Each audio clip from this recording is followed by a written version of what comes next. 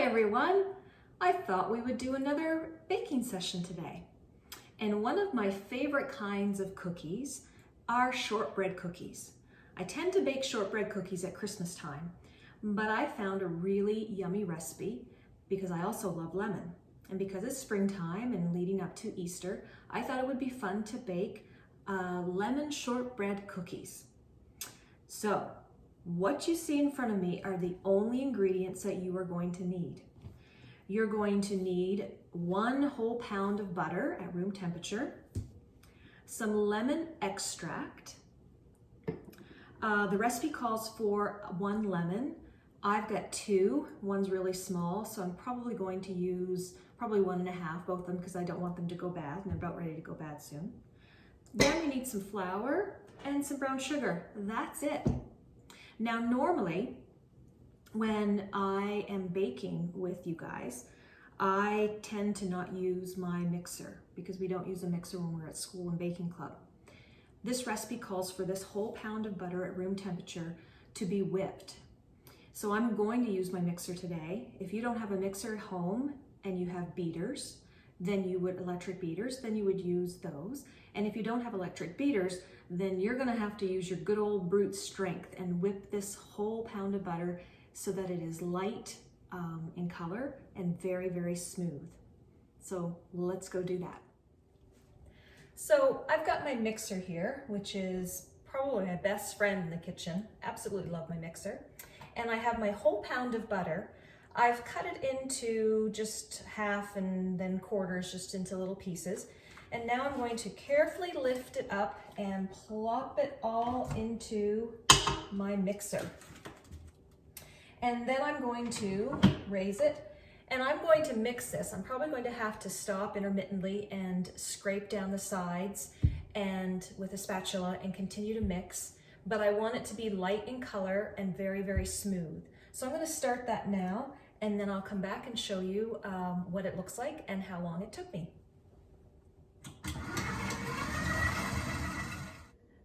Okay, so I have whipped my butter. I stopped probably 2 or 3 times and scraped down the edges and then started back up again. And I whipped this butter for well over 5 minutes. And so you can tell, hopefully, that it's very, it's light in color and it's really smooth and creamy. So now it's time to add our brown sugar. This recipe calls for 1 complete cup of brown sugar. For those of you in baking club, when we've measured brown sugar, don't forget the brown sugar needs to be packed down in. So I just emptied my brown sugar into the Ziploc baggie, and I'm just going to take my cup right into the bag, and because brown sugar is very, very sticky. I find it more sticky than white sugar. And so I'm going to, with my hand on the outside of the bag, push and press the brown sugar into the cup so that it's packed in. And that is my 1 full cup of brown sugar. And now I'm going to empty it. It should come completely out, so I don't have to scrape it out. And now I'm going to mix this brown sugar in thoroughly with the butter in my mixer. And I may find that I have to use my spatula, which I have right here. I may have to stop and scrape down the sides so that the brown sugar and the butter is fully incorporated. So I'm going to do that now. Now that my brown sugar and my butter are all mixed in, it's time to add our lemon zest and our lemon extract. So if you remember from when we did the lemon scones, for those of you that watched, the zest of the lemon is the peeling. So I've washed my lemon and I have my lemon zester. If you don't have a lemon zester like this, you simply use a grater and the small little grates that are on the side. And so you're going to just scrape your lemon back and forth until you get down to the white part and then move to another spot. So I'll be back after I grate my lemon. I'm done zesting my lemons. Because I had 2, I didn't worry too much about getting the little bits and pieces And so you can tell that there's probably still some left on there, but this is how much I got out of both of them. And I think that's the perfect amount for these cookies. So now it's time to add this zest to our butter sugar mixture and 1 teaspoon of the lemon extract. So let's go do that. So I'm just simply going to, with my clean hands, because we always want to wash our hands, obviously, and we wash them throughout. So I'm just going to take my fingers and I'm going to empty all of the lemon zest into my brown sugar and butter mixture. Smells really yummy. And then I'm going to take my lemon extract. Remember, don't measure any kind of liquid over your batter.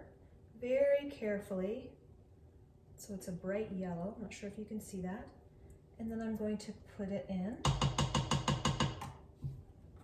And I'm going to turn my mixer back on and mix this up so that it's fully combined. So the next step is to add the flour, and then that's it. Our dough is made. I'm back over here, not next to my mixer, because I highly recommend when a recipe such as this calls for your flour to be gradually added, rather than mix and add at the same time, and measure at the same time. So you're measuring, you're mixing, and you're adding. I highly recommend that you measure the flour into a bowl, and then when you're gradually adding, you don't have to think, did I just add 1 cup? Was that the 2nd cup? And so on and so forth. So this recipe calls for, oh, flour's flying all over. This recipe calls for 3.5 cups and also an additional 1/2 cup if you need it to take the stickiness away from the dough. So there's 1, 2,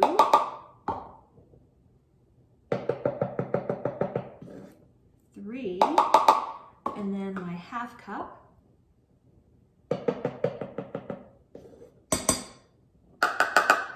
And then I'm going to measure out another 1/2 and just have that sitting aside in case I need it. All right, so there's my 3.5 cups of flour. I don't have to think about it now. I'm going to get a spoon and I'm going to gradually add it to my cookie dough. So I've already put some flour in, and I'm going to have my mixer on my lowest speed, and I'm going to very, very carefully, because I don't want flour to fly all over, I'm going to gradually add everything in the bowl. So remember, this is the 3.5 cups, and if I need another 1/2 cup, I have that ready and waiting. So I'm going to let that mix up, and I will show you what it looks like after we're done. Okay, so I finished mixing my flour into my butter sugar mixture, forming my lemon shortbread dough. I actually ended up using almost all of the extra 1/2 cup of flour. And so what you want is you want to be able to form your dough into a ball and it doesn't stick on your hands.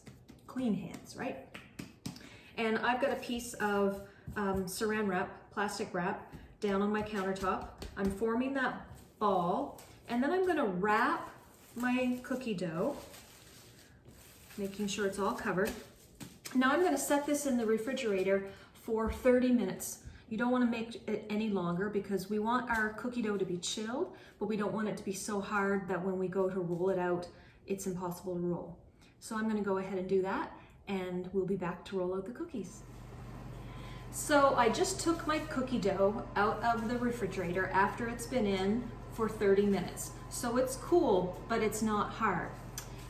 And I've got my oven preheating to 300 degrees, not 350 like our normal recipes for cookies, but 300 degrees, because shortbread, we don't want them to cook too much. It's very, very easy to burn shortbread, and we don't want burnt shortbread. So what you need for this next step is a rolling pin. I've cleaned off my surface really well. I've got the flour that I didn't use in my dough, and also extra if I need it. And you can really use any shape to cut these cookies out, but because it's Easter this weekend, I chose this little bunny shape that I thought would be kind of cute. Like I said, if you don't have a bunny shape, you can use any shape that you want. All right, so I'm going to sprinkle my flour lightly over my surface, and I'm just going to put a little extra there because I want to coat my rolling pin in sugar as well. So there, my rolling pin is coated.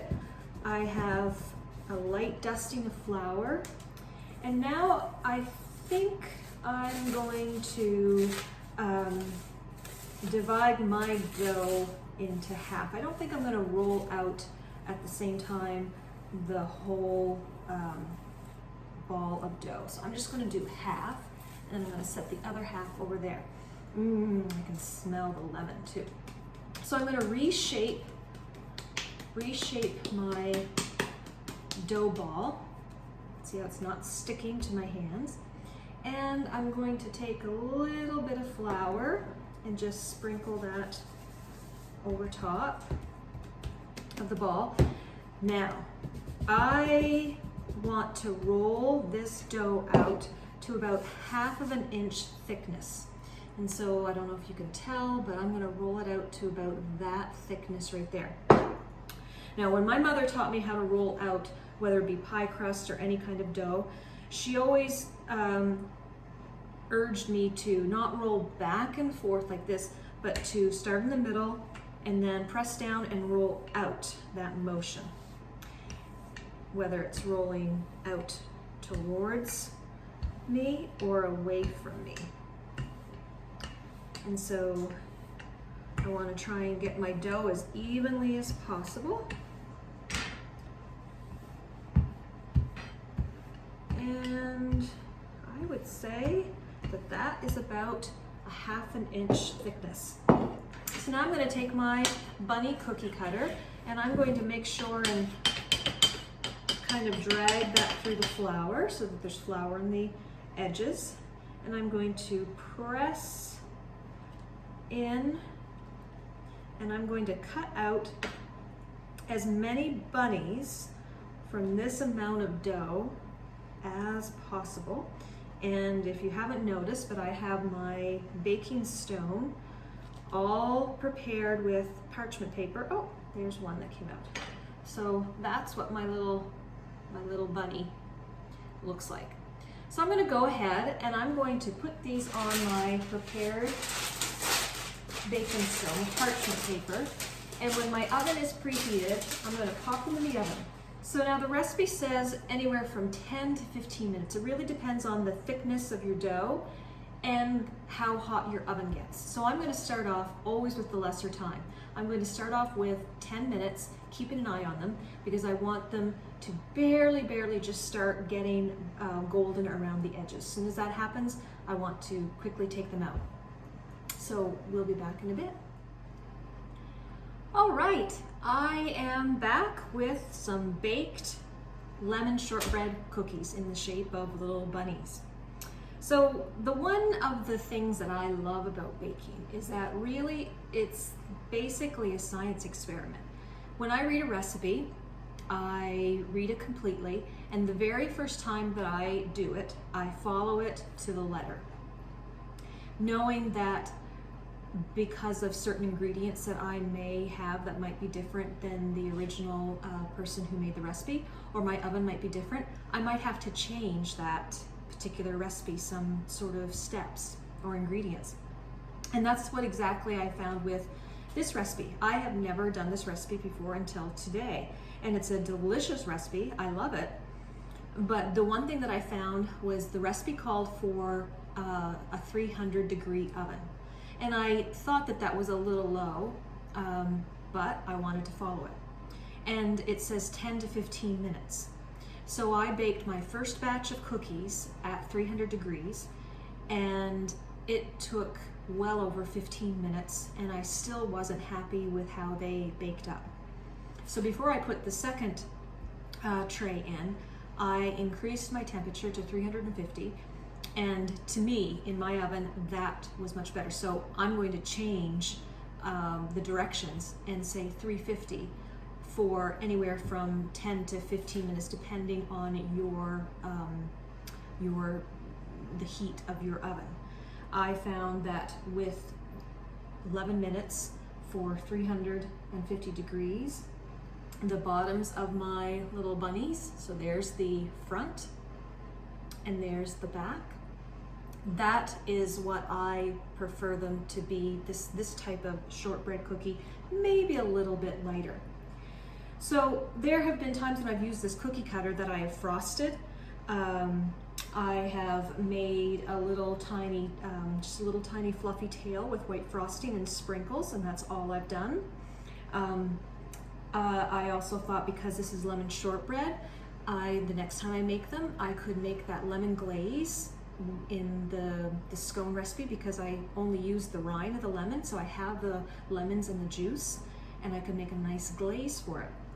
One thing that my mom did when we were children with shortbread at Christmas time is she would take plain white sugar on a plate, and I have 4 that just came out of the oven, so while they're still warm, she would coat the cookie in just white sugar so that it had just a little bit of sweetness on it.